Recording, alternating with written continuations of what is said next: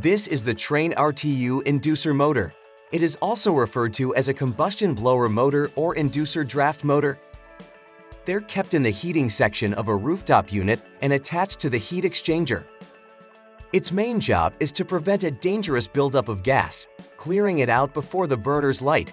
Then, it makes sure all of the harmful exhaust fumes are safely vented outside.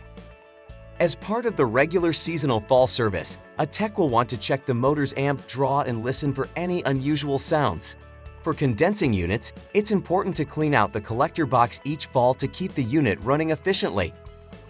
The part should only be replaced as needed by a technician. Only a genuine OEM inducer motor has the mounting hardware that aligns properly to your unit's specific combustion requirements.